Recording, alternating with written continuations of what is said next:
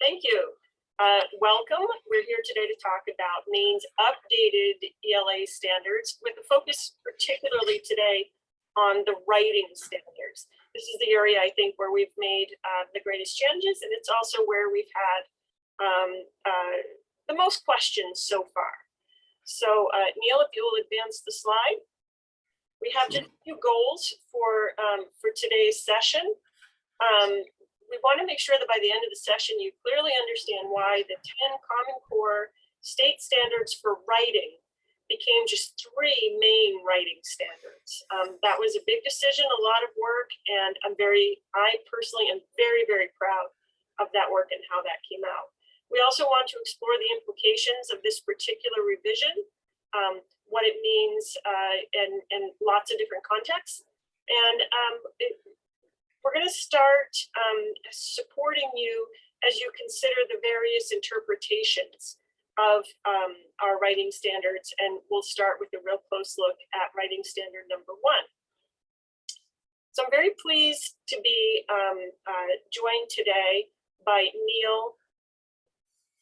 Neil, I never get your last name right when just Ryu. No worries. Ryu. Yep. If you want to push on to the next slide, I'll just explain a little bit about Neil. When we updated the standards, the commissioner was very clear that she wanted teachers in the room as writers of the standards. And this was really important that we had current teachers sitting at the table and reviewing the different strands. Neil was the chair of the writing strand. That means that he was trying to wrangle all the folks who were working and taking a close look at particular on the writing strand of the standards. What we do want you to know is that we collaborated with folks from all over the state. We represented pre-K through grade 12, and then we had lots of folks from higher ed. We started with guidance from a steering committee, and the steering committee handed the writing teams their non-negotiables. These are the things that these are the parameters that you must consider when reviewing and updating. This work was done over several days to review and consider opportunities to strengthen, clarify, and just generally improve our Maine learning results. And so with that little bit of a background about how this work came to be, I'm really happy to turn this discussion over to Neil, who can talk from very much a first-person point of view, being present at all the sessions for the review, and also as a current classroom teacher. So Neil, I'm happy to have you take it away. Great. Thanks, Morgan. And I will disclaim immediately that I am hovering over the mute button. I do have 2 little creatures in the room behind me, and every now and again they get very worked up about postal deliveries and whatnot. So if I suddenly go quiet, it's not personal, it's strictly functional. I just want to touch base on one thing here, the non-negotiable. So as much as there was a chair, it was really just horizontal, everybody's expertise in the room kind of process. And the non-negotiables were sort of some of the fundamental ones, I guess, were like looking for redundancies. Where is there overlap in the standards that we could sort of clean up the noise a little bit and get a little bit more focused. And so there's just a variety of guidance there that we had to kind of consolidate. And so the first part really was beyond getting to know each other in the committee was just figuring out like how to approach the work. So that was kind of a more extended conversation and just looking over the 10 Common Core state standards and what were those overlaps, where was their wordiness, where was their lack of clarity, and those sorts of things. And probably the first thing that hit us, I think actually after the entire first day of work, we sort of went through the process the entire first day with the writing standards, and we had one direction. And then either the afternoon of the first day or at the start of the second day, there was kind of this big aha, which was when you broke down the indicators for the prior 10 standards, the modes of writing were all kind of asking for the same thing, right? It was about organization of ideas and clarity and supporting with evidence, and whether it was informational or other kinds of writing, like the qualities were really there. It was almost kind of like reminding me of a 6th trait type approach, right? Where the initial A indicator maybe was a different mode, but other than that, it was just good writing.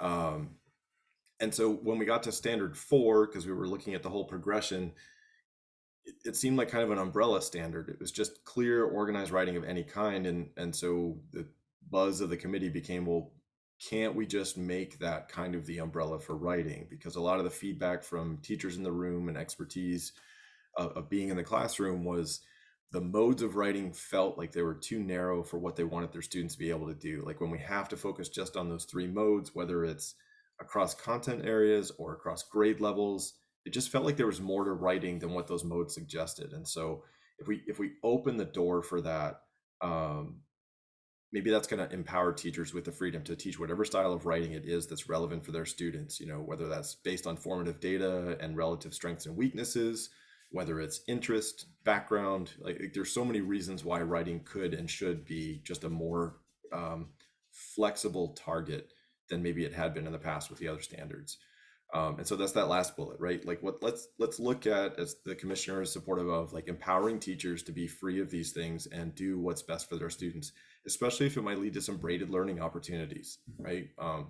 The intention of that with the old Common Core standards was, reading and writing and historical information, and there's all these modes and definitions, but we never really, in my opinion, in my experience, this is, I guess, where the mix comes in. I haven't been in a place where there's been great dialogue across all departments about this braided opportunity for learning, right? We talk about it a lot and there's always like movement towards it, but here's a real opportunity to just free it up and kind of get into that. And then along the way, as they write whatever they're writing, look for that overlap in organization and grammar components and things that should just walk across every mode that students are practicing. So that was like our that sort of freed us up and it definitely got it. So one of the major reasons that we trimmed from 10 to 3 then is the fact that we don't have 3 separate modes that we're trying to delineate all the different qualities about them, right? Now it's just about good writing.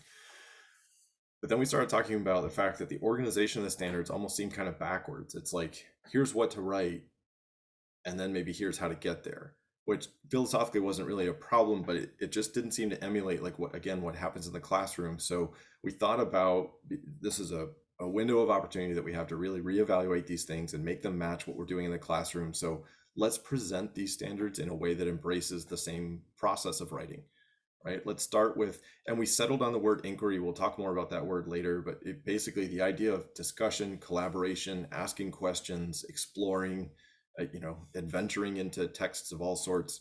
Like, let's start with a dialogue behind writing that leads up to writing, where students like shape their ideas, get ideas, get inspiration, look at modeling. Like that inquiry process is just fundamental to good writing in the end. In the middle there, let's not lose the emphasis on drafting, editing, and revising. So in the older standards, it was kind of a do without like a lot of like tangible guidance. Let's get into the process of what that actually looks like and how it can be the same or different for these modes of writing. Like when you're working on a particular mode, should it look the same or different than when you move into a new task, right? And again, awareness of that, like how should I draft or edit or revise based on that task audience and purpose? And then ultimately, like what kind of publishing makes sense in this context, right? Whether it's simply publishing to a teacher or looking for those broader audiences, especially if you're going to move into more real and relevant writing, there should be legitimate, relevant publishing opportunities that are out there. And so that's what we did. We braided these writing standards. In our opinion, with many of the other Maine learning results, later on, we'll talk about this overlap with speaking and listening and language and the guiding principles. But the other benefit of this, from going from 10 to 3, was this idea of like overlapping cycles of rigor, which was language when the Common Core standards first rolled out years ago. But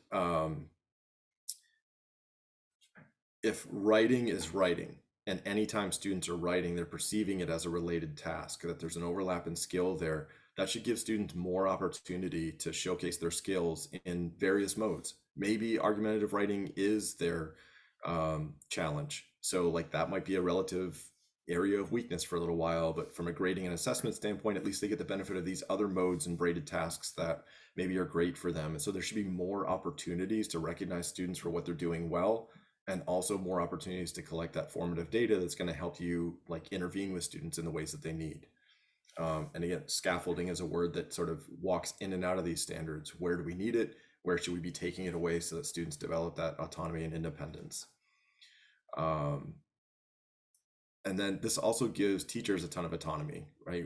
Our idea was like, yeah, let's just say writing, qualify it a little bit with what we're looking for, but at the same time, give teachers the autonomy to decide what their students need most, right? I think probably for me, this is the last year and a half and its impact on skill gaps and practice gaps there, where some students have had lots or little practice with some of these modes of writing. So maybe as a teacher, you need the autonomy to be like, look, you don't have enough experience with this particular mode.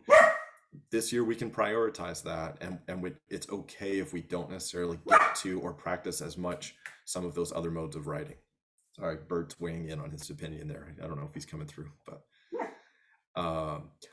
maybe we should pause for a second for some questions before we actually go on to the other slide. Morgan, I don't know your thoughts here. Sure, absolutely. We can pause for a moment. You can throw a question into the chat, or you can unmute yourself and ask aloud. We'll just take a moment for reflection.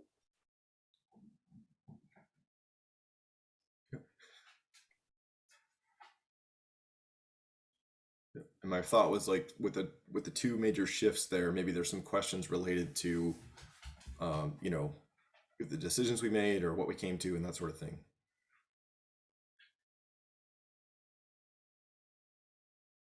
Okay, maybe not yet. So we'll keep going. Okay. All right. And so is this slide coming through okay? I never know with Zoom if the videos, you can see the whole thing. Okay.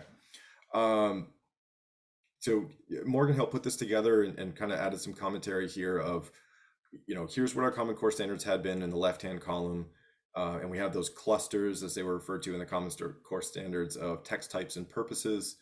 And so these three standards, the first three standards in the old version, were the arguments, informative or explanatory, and then narrative writing, right? These were the modes defined. So in terms of the main learning results, the reason this slide has a blank middle column is that we phased those out, so to speak, that they are, or phased them into rather, the appendix as a resource document. And one of the highlights is that idea that, well, I don't know, Maureen, maybe that would be one of your talking points about reaching into the legislative curriculum and what was happening with writing samples when they were collected on things like the standardized testing and that sort of thing.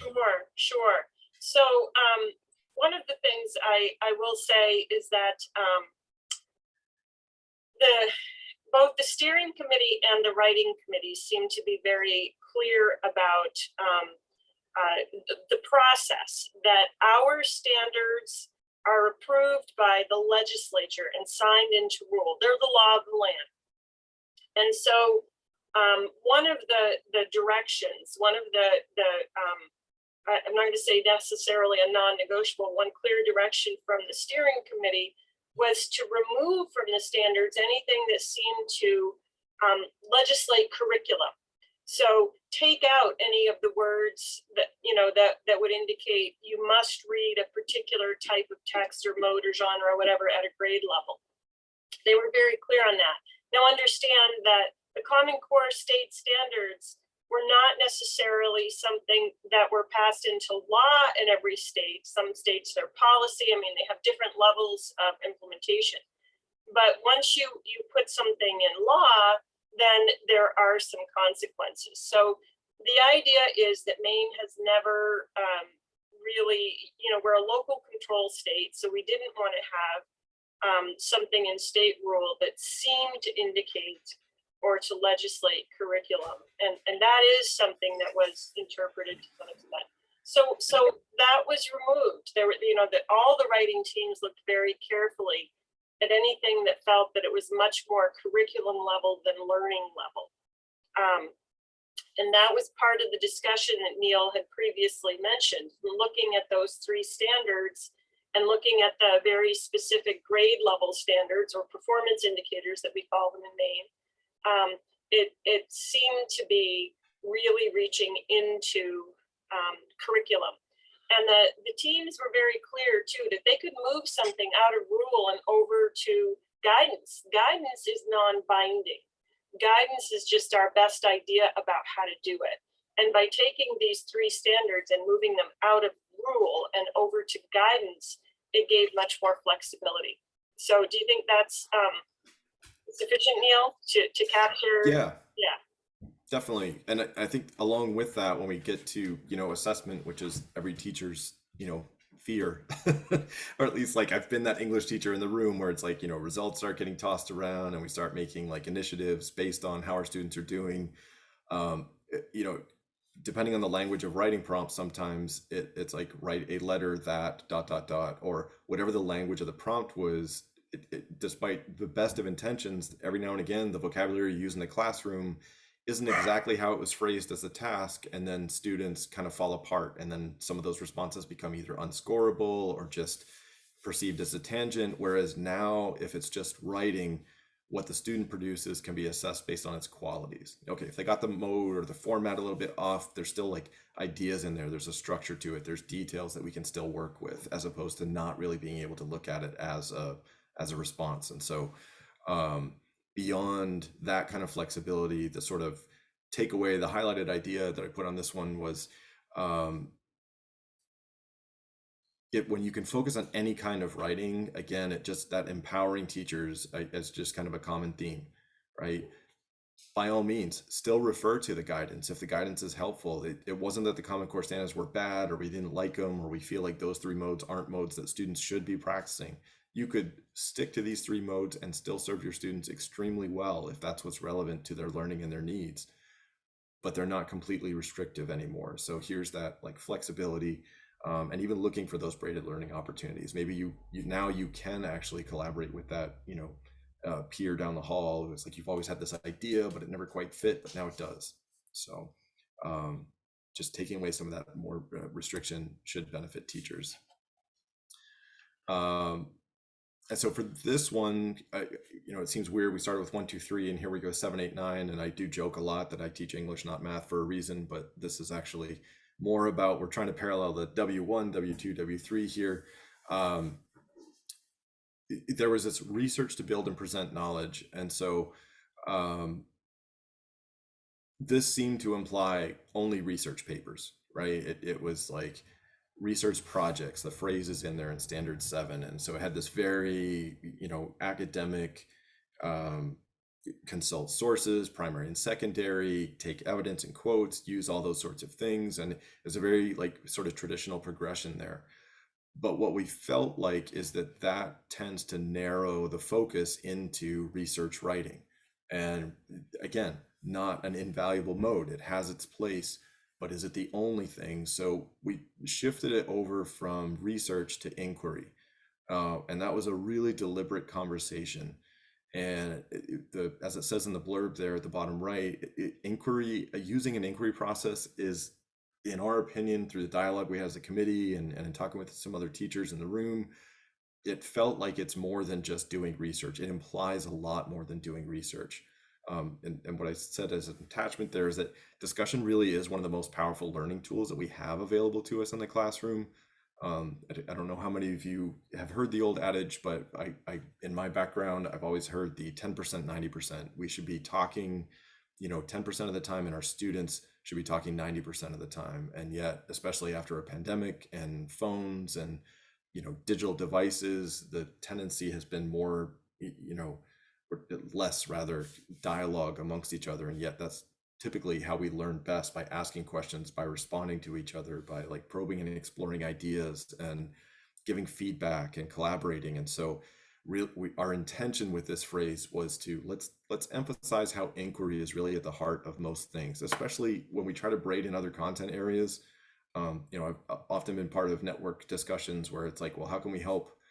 If your students have taken most of the standardized tests, there tends to be a lot of focus on informational reading and writing, right? And so this is no longer just an English thing that's done. The students need to know how to like use inquiry in science, and they do. They just don't link it with writing all the time, right? Your hypothesis is like your thesis and all those sorts of things. And so inquiry is everywhere. And it felt like an opportunity to kind of open that door and just talk about how discussion and talk and collaboration helps everywhere in the classroom. Um, and then we combine them into this process and move them up to that first position because we really felt like this is where it starts, right?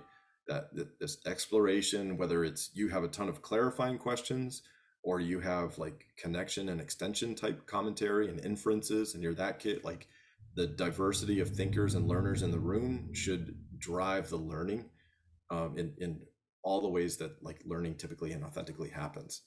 And it something not to lose in there is that evaluating sources in all formats that includes each other, and I think maybe that's lost a little bit, but like the person sitting across from you is an idea generator, right? And so we focus so much on text and videos and all these other sources of information, but we forget that other teachers in the building, depending on what the student's writing about and talking about, like every person is a source of information, and that might have been lost a little bit in just the strict language of putting it out there. Yes, and I'm going to jump in there for just a moment to reinforce that. I think part of the inquiry process is really getting better at accountable listening, and that idea that listening to your sources, whatever they may be, that's something that we can teach, and we can help hold students accountable for that. So protocols for accountable listening need to be a regular part of our classroom practice. It's way more than just turn and talk. So thank you, Neil, for calling that out. That's a really important aspect of the updated standards. Sure. And I mean, for some of you who might have writing programs that you sort of have to adhere to, or at least a version of, writers' conferences are embedded in many of those, and that to me is part of the inquiry process. You're asking a student what made you choose that word. What could you do with this paragraph to make it stronger? A question of any kind is a type of inquiry, and again, in my opinion and experience, has been one of the most powerful like agencies of change in my classroom. Like, giving students the ability to inquire, providing multiple opportunities for them to inquire is typically where most of the learning and growth happens. And so again, starting with the Common Core standards on the left, another observation that we had was production and distribution. And standard 4 I've already talked about, is like that kind of gave us the idea and the language for this more umbrella writing task.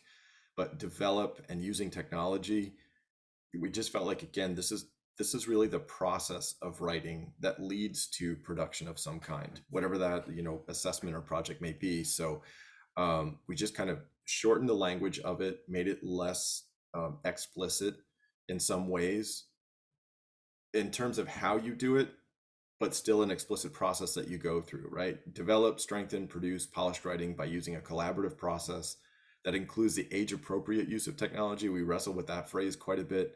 How do we emphasize the use of technology, but also make it authentic? We don't want to make this impetus of like forcing tech where it doesn't really belong, right? What is an age-appropriate use? If you teach kindergarten, if you teach 12th grade and everything in between, what works for your kids? What's an authentic way in which technology can like either lead to exploration or enhancement or drafting and all that sort of thing? So as it says there, W2 became kind of a flip in thinking where if we're going to start with inquiry and collaboration, that should lend immediately, the notes they take, the thinking that they do in that inquiry process should lead directly to drafting and production, right? You had your ideas, you just said it to me one way, just write that down. That's exactly how it should sound when you go to write about this thing, okay? And we thought it was an opportunity to emphasize the process before the product a little bit more. And again, wherever tech is a natural fit, something as simple as collaborating on a Google Doc, leaving comments for each other, responding and replying to those things. Obviously that takes autonomy that maybe happens at later grade levels, but students are capable of that at fairly young ages, right? That's become a lot of their interface. And so understanding that, don't wait to write until it's perfect in your head, that write it imperfect first, and then let's use this process to make it better. Okay. And so that's, again, putting process first really felt like emphasizing the work that goes into writing it. It is something that doesn't just happen naturally. Students often think like, oh, you're just a talented writer and I'm not. No, it's a skill. It's a thing you can develop, and that process that you use in your classroom is often what shapes your skill in that area. And then this is, how we got to sort of the genesis of W3 was ultimately the last standard was write routinely, right, over extended time frames. Well, again, when you have stricter modes that you have to get through, sometimes that slows down the process. It's like we might get to this once and we feel like we have to do it in depth, whereas short writes are short writes and long writes are long writes, but all writing is writing practice. And so how can we make this more of a routine thing that students are doing with the flexibility that teachers need in their classroom? And so I went back to my Spider-Man adage here of great choice and great responsibility. Routinely produce a variety of clear and coherent writing in which the development, organization, and style are appropriate to task, audience, and purpose while avoiding plagiarism. It felt like a very Abraham Lincoln kind of sentence that just sort of went on and on there, but we were trying to combine all the elements that we had seen in some of the other standards that sort of like were redundant in other places but needed to be in the spotlight here. And so let's emphasize routine and variety. They should be doing it often and in a bunch of different ways. And as they do that, always stopping to think about, well, what am I writing this for? What's my task here? Who am I writing this for? What do I hope to accomplish when I get done with this? Right. And so just kind of like blending that into the standards. And the other benefit that I tried to capture here in the blurb is whatever this does empower teachers. It is beautiful and terrifying. You're sitting in the driver's seat and it's like, now I have free choice. Okay, now what? Right? It can be this beautifully paralyzing thing. It's like, I have carte blanche. Like, what do I want to do with it? But for me, some of that has been freedom of time in the classroom to dedicate more of it to talking about and modeling writing, what it can look like, what it can sound like, and that sort of thing. So the modeling of underlined phrase there, when Morgan shares the slides, is a hyperlink to, it made me think of Kelly Gallagher's Write Like This. He's got a text where like his belief is, look, if you want students to write well, you should also show them a bunch of good stuff, right? And in authentic ways, in content areas that make sense, and braided tasks and braided writing. So, you know, hopefully we get to capitalize that with the learners that are in our classroom, but we should have more time to be able to just throw different approaches out there and students can adopt into their own writing what works for them. And the other thing it made me think of is I've been for the past, couple years now building more single point rubrics. And when I say building, I mean with my students. Because I do my best, as I think we all do, to sort of think about it from the student perspective, but it's incredibly difficult. Language changes, interaction changes, the pandemic's thrown like these different gaps in there. So why don't we talk through what we're really looking for? And I find asking students, what do you think a good piece of writing for this task should look like, sound like what does it need to have? What is it absolutely? What are the non-negotiable qualities that we need to put on this rubric? Right. And then maybe some stylistic ones, like what takes it from functional to like fantastic. Okay. And building those rubrics with students, I think, builds transparency into our curriculum with this. I think it helps them understand that you need to slow down and think about this in the real world. Like we're not usually given rubrics. We usually need to do this kind of deliberate thinking to in order to construct for ourselves, okay, I've been given this task, what are the essential things I need to make sure it includes? And so it has that kind of authenticity to whatever your task is, making sure that you account for those things, and developing more of an awareness and a perspective on why a piece of writing works or doesn't. And so I love that it's done this, because I think it's made writing more accessible, and less of an obstacle, I guess. Like some students kind of like when you have those analytic rubrics that are super tech, it can be hard for students to access that language sometimes. And again, not for bad intentions. It's just we get so wrapped up in all of our other teacher stuff that it can be hard to slow down and be like, does this make sense to my students? And these check-ins have been key. Yeah. I'll pause for a second here. I just saw something pop up in the chat. Um, Do we have a way to begin developing some single point rubrics as a peer group? Be helpful for our area to have shared writing rubrics. I did put the single point rubrics that's underlined on this slide. There's a link. One of my personal gurus is Jennifer Gonzalez, the Cult of Pedagogy. The website there is her sort of starting point for single point rubrics, and I think she even has a template on that particular article for, I think, 4 different versions of a single point rubric, and like how to get started with it. And certainly now, if you search single point rubric for your content area and grade level, more and more people are doing it out there. And I think there's some awesome models out there. I don't know if Morgan, if there's an effort at the state level to make a dedicated resource for that, or So I would say, first of all, at the end of the session, I'm going to give you an opportunity to provide feedback. And, you know, the more people who indicate that they would like support for single point rubrics, or, you know, sometimes called feedback rubrics, it's really, I think, in the bigger picture, we need to have a lot more conversations and do a lot more professional learning around our grading practices in general. And the single point rubrics are just a fantastic tool to help us get there.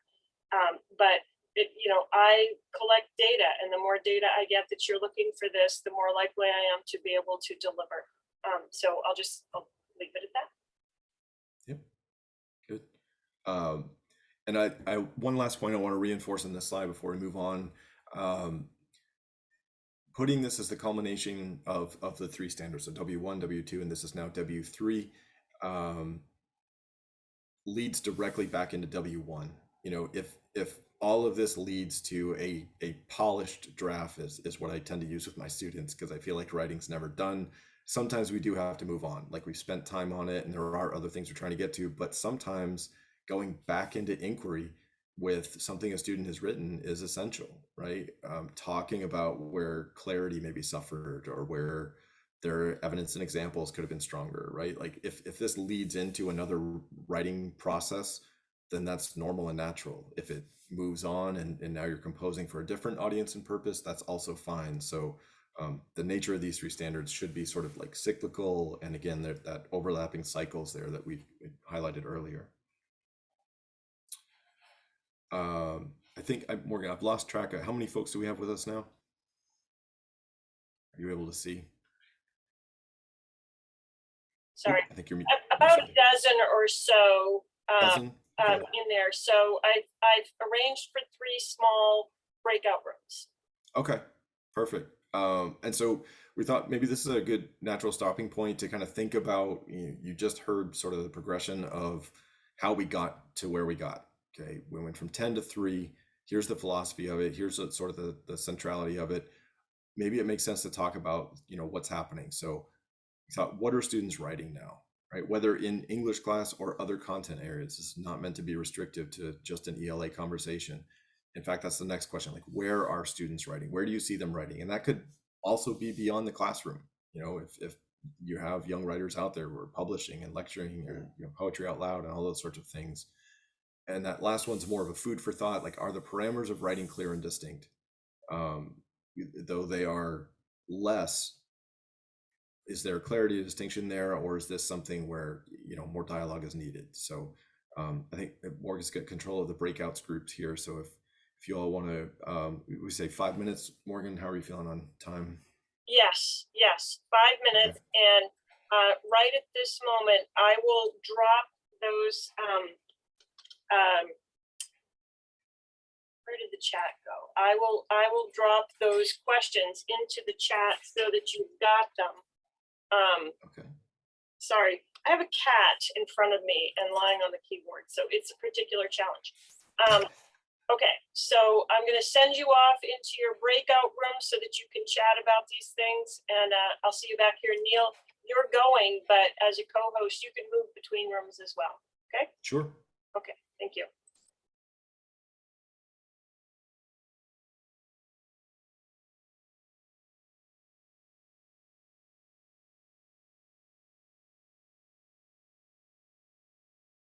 Welcome back.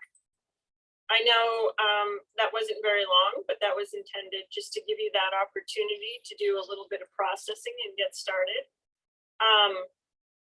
Does anybody want to share any insights, any profundity that came from a colleague, or did you maybe unearth a question you want to ask at this moment?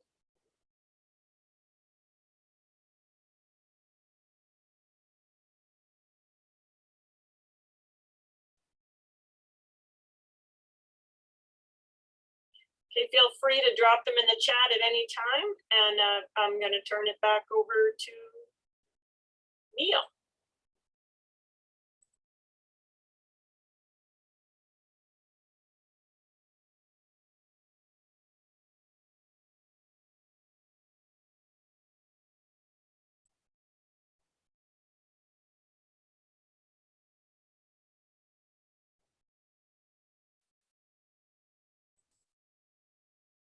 Just realized I was muted. So I'm going to try and power through these next slides here. So, because I definitely want some more time to like process and talk as well. But one of the things that hopefully came through in some of the discussions is, and prior slides, is just emphasizing how writing is now like an instructional tool versus a rule that we have to follow, with those distinct modes of writing sort of being shifted as guiding documents rather than legislation. And again, referencing back to Kelly Gallagher, I think came up in one part of our discussion, even most writing is in fact a blend of different modes, right? We don't traditionally, I can't tell you the last time I wrote an essay on a piece of literature, right? But I have written many things other than that have been more of a bridge across skills that required like multiple content areas. And so ultimately we just need to focus on what good writing is and what's effective about communication. I think at one point in the work that we were doing, we talked about like, should we be talking about this as communication rather than writing? Because especially when you start blending tech and maybe multimodal or like interactive type texts where it's like video but with clickable links and all those sort of things, like communication might be a broader umbrella that really we're talking about here. How do you get your points across? How do you get your ideas across? And that's maybe an important conversation to have moving forward as well. Like, what do we mean by writing? What does it look like? What does it sound like? Morgan, do you want to talk through this stamp activity? Yes, I will. So the first thing that I'd like to do is to ask you all to look at the top of your screen, and you should have under view options something that says annotate. If you click on annotate, it'll pull up a whole bunch of different things you can do with annotating. And what I'd like you to do is find the annotation that says stamp, and right now put a stamp on the snow creature you like best. Okay, put a stamp on the snow creature you like best. See how you can do that on this particular slide? Go up to view options, find annotate, and then choose a stamp and stamp right on this slide. Which snow creature do you like best?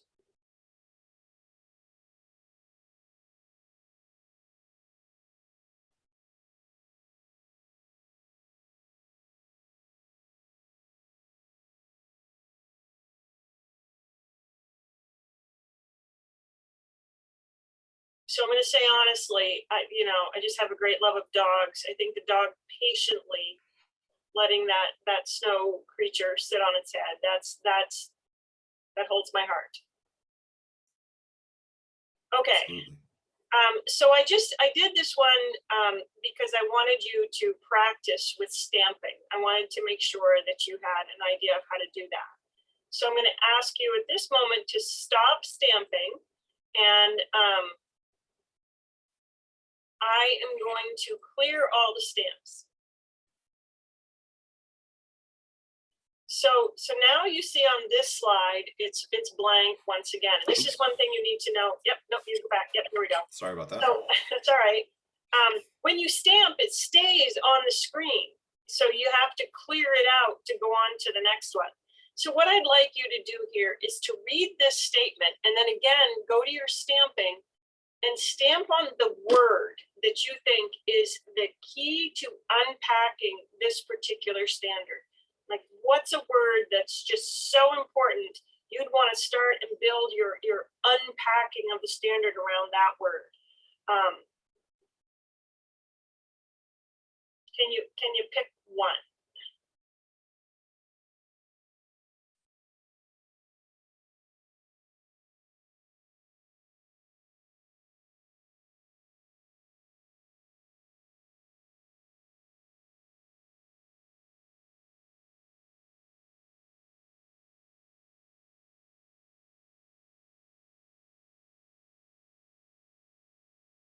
Okay, I'm even gonna let you go for a second one.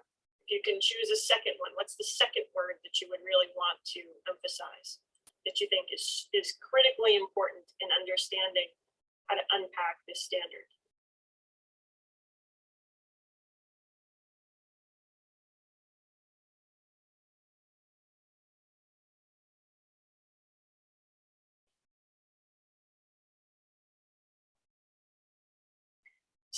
So what I'm seeing here is that we're clearly understanding that there is an inquiry process, and process is a huge idea, right? It's not a task; it's a process. We're looking at relevant and credible. Those are two ideas that transcend any particular discipline. Absolutely. So, we wanted you to think about this particular standard and why it's so important to start here. It's getting us away from writing and reading and speaking and listening as a series of tasks, and really getting us to think about the process that we're helping students build in general. And let's think about this to gather relevant, credible information. Well, that information can come from close reading of a novel. The novel, the information that they're gathering and the evidence that they're gathering is from that analysis of the literature that they're reading. It doesn't necessarily mean that it has to only apply to nonfiction text. There's lots of ways to interpret this particular standard.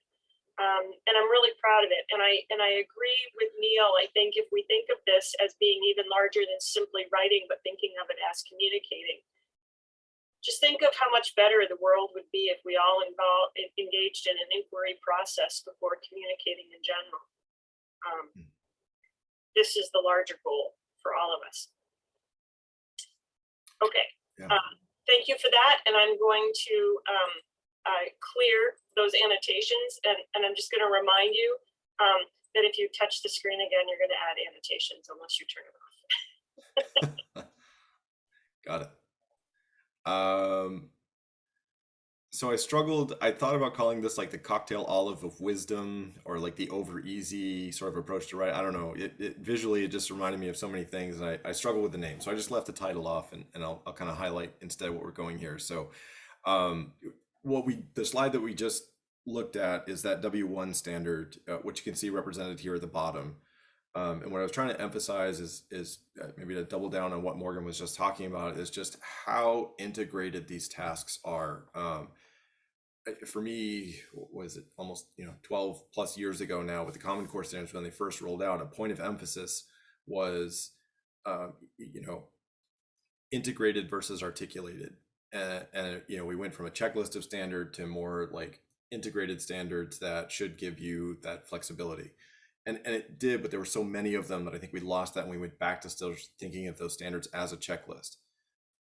Instead, basically, if you're using the inquiry process, it's part of speaking and listening automatically. That's not a separate thing. It's part of what they need to be able to do. I think that active listening, careful listening, I usually put that in quotes and hyphenated, careful, full of care, really trying to like seek to understand, build understanding was a couple of words that you guys annotated on the last slide, right? And so there it is. Simply being there and engaging in conversation and talking about what you're supposed to be talking about is embedded in this standard. And then above it, language, right? L3 and L5, that looking and talking about how language can change and needs to change when you have these conversations, or observing the conversations and texts of others and looking at why writers change the way they do, use language in different contexts.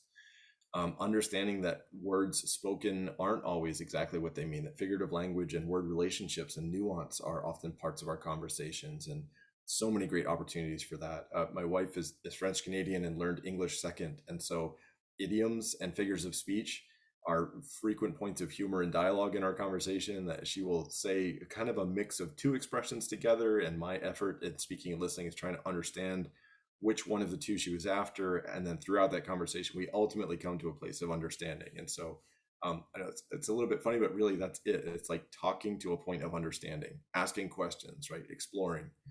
Um, and of course, overarching above all of that is those guiding principles that we're all supposed to be like sort of chipping in to help our students accomplish before they graduate, right? Self-directed and lifelong learner. Inquiry involves knowing how to ask questions and build questions, which I find students struggle with incredibly. It, they are excellent at handling questions placed in front of them, but when you ask them to generate the questions that will help them explore something, it's paralyzing. And I find that I need to do really deliberate work. And I should say I typically teach juniors and seniors. So our oldest students have gotten to that point without really thinking about the power of a question and how the powerful wording of a question either generates or doesn't, powerful ideas in conversation as a result. And so really working with that develops that self-directed lifelong learner part. Being able to ask questions that get you what you need to know is a valuable life skill. And it complements the idea of a creative and practical problem solver too, that this inquiry process is a flexible one. You can prepare for it, sure, but there's an improvisational quality to it. Based on what you're hearing the other student or person share in the conversation, you're supposed to react to it, whether it's reinforcement and acknowledgement or extension and asking more questions. Like there's so many ways in which that again, that inquiry to build knowledge, it just reinforces all of these concepts. And so a single task here of having a conversation covers all of this instantaneously. These aren't 6 separate things here on a to-do list. This is all what they're doing whenever they're having conversations. Whenever they're having meaningful evidence-based conversations. Meaningful evidence-based conversations. Some of them. And so we had a breakout here. How are we doing on time? We're doing fine. And so okay. We're going to do another small breakout here. And it's just, it's simple. What are you thinking? What are you feeling? What are you wondering? We've been hitting you with a lot of information, lots of things to think about. So we're just going to give you a few minutes to process it with someone. Okay. So if everybody's all set to go, I'm going to send you off so we can come back soon.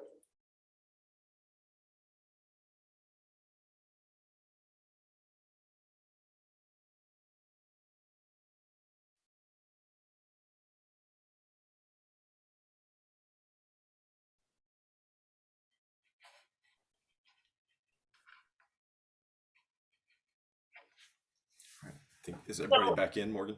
Yep, welcome back. Did you come back with any kind of a question or insight that you'd like to share with the group?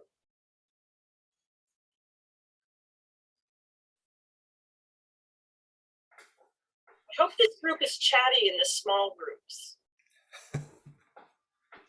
I will say that I shared with the group that I'm sitting here thinking about how many times I pose a question and then answer it. And then not only that, but I really want to do some time. I want to spend some thoughtful time this evening thinking about my class tomorrow and what can I do to help them generate more questions. I was saying to my group, they're always way more into it when they're, if I can get them to do it, then it's about what their interest is and they, can bring that stuff in. So I'm trying to think about how I can accomplish that. Yeah, we see helping teachers understand how to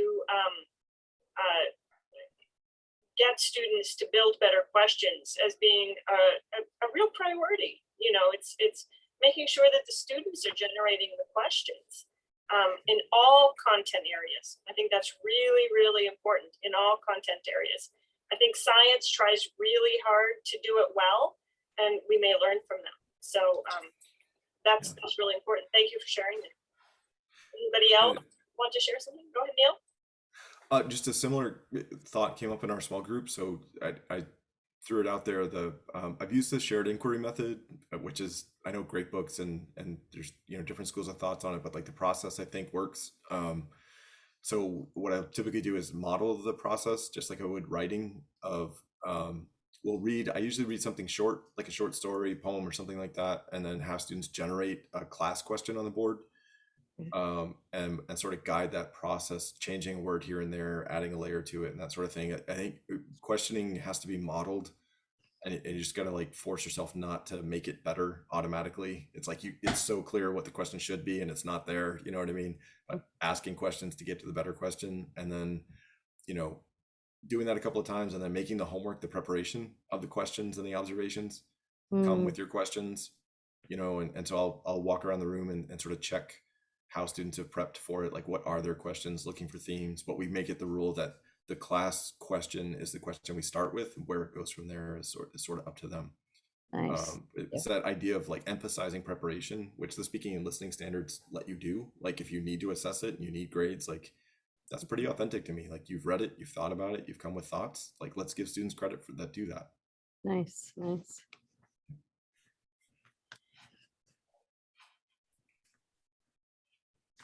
Oh yeah, teach thought. Yeah, the right question. That's a really good resource that Anne pointed out in the chat. Okay. It's awesome. Neil, you have a really nice slide there about the inquiry process. Sure. That I think could be very helpful. Sure. Just gotta get set up again here.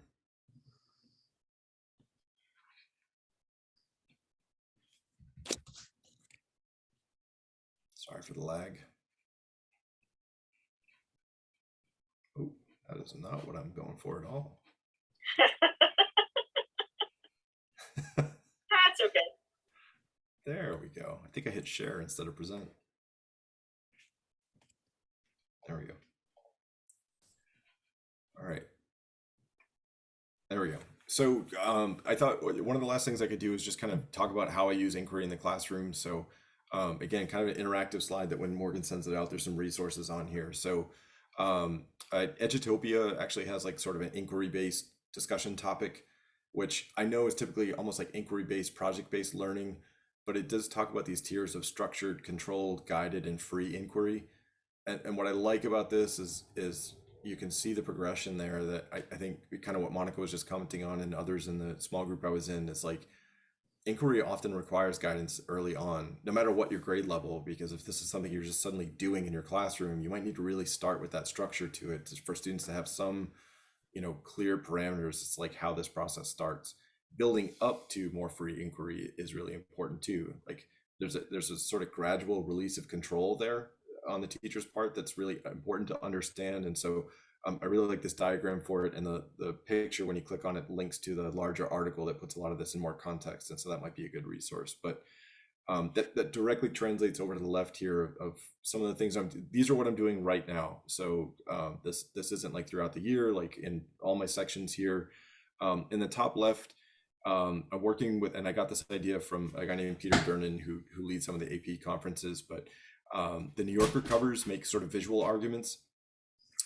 Not all of them, but many of them. It's sort of like political commentary. And so what I asked students to do is on a platform called ThingLink, inquire, like talk and discuss so if you Google, you know, famous New Yorker covers or just New Yorker covers, looking at the spectrum of what comes up there, like look through all this art until one catches your eye and you think you see something, a point that artist is trying to make there.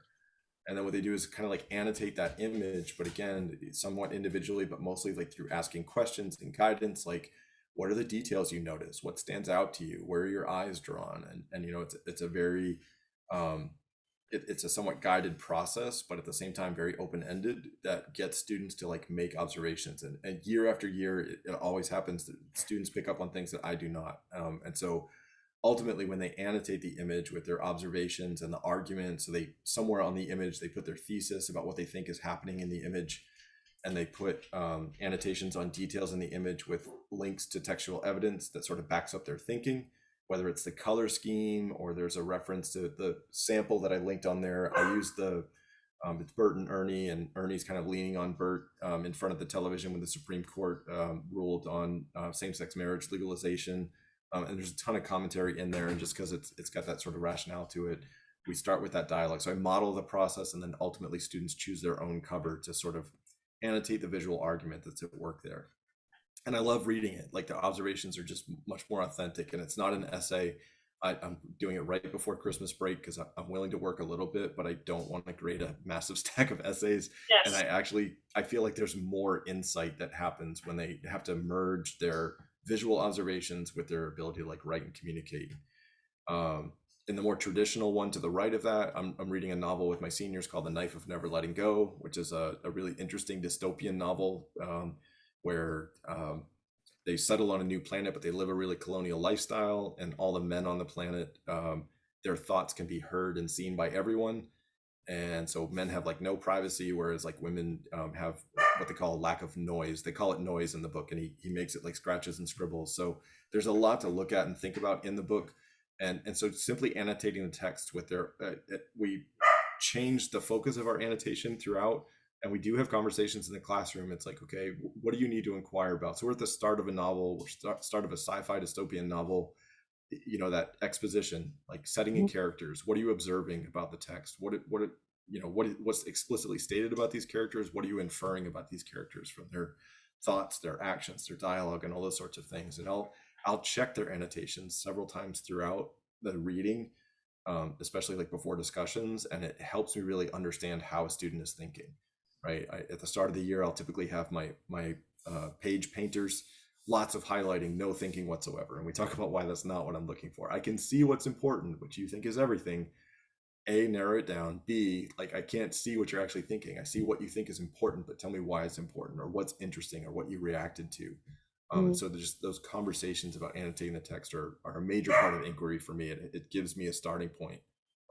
And eventually, like most recently, we've shifted their annotations to focus on motifs and themes of interest. You know, because there's a ton of lessons in sort of the way Ness writes the novel about modern society, and like most dystopians comment on things we're doing right and wrong. And so they have to annotate specifically like quotes that help them think about what this theme is that they want to talk about. And that will lead directly into their writing later on. So it's powerful conversations, not just with me either. Like, they do small group focus, you know, they share chapters and all those sorts of things. A related strategy that Morgan actually is the first one that got me into this. That's part of that visible learning conferences that she hosted. But 5-word summaries are powerful. I tried to model it like I live it. Taking an entire part of a novel, which is in this book, it's a almost 500-page book, but some of the parts are about 100 pages long. Boil 100 pages down to 5 words, and that might not seem like inquiry, but it is for me, because it forces them to think deliberately about what's most important. Some of those like volume thinkers who have a hard time prioritizing what they think is really important when they have to express it. And it doesn't have to be a phrase like this one. It's just 5 words. So anger, for example, could be a single word that unfortunately is a major focus in the most recent part of the book we're reading. And so that popped up a lot. And if I were to word cloud it, you'd be able to see this overlap in thinking around the room. But some of those summaries are excellent conversation starters that they go into, like, well, tell me more. So I limited you to 5 words. Now tell me why you chose those 5 words, right? And then focusing on those deliberately again lends into great writing eventually. And then I always feel like PD has to, you gotta have something you can steal. So there it is. Inductive versus deductive reasoning. If you click on that link when you get it, I put a packet that I use out there. I choose my own art, and I feel like that's the one disclaimer I'll put on it. So the portraits, the paintings that you see linked in the packet that I put together are ones that I felt I could talk through. This will only be powerful if you feel like you own it. So inductive and deductive reasoning I talk about with juniors and seniors, because they start to get to really complex texts and they sometimes don't know where to start. Sometimes they get a really general sense of it, and then we dial it down to the specific. Sometimes they have really specific details, but they lose sight of the larger picture completely. So we talk about inductive and deductive reasoning as a strategy for, you know, whatever it is you're encountering.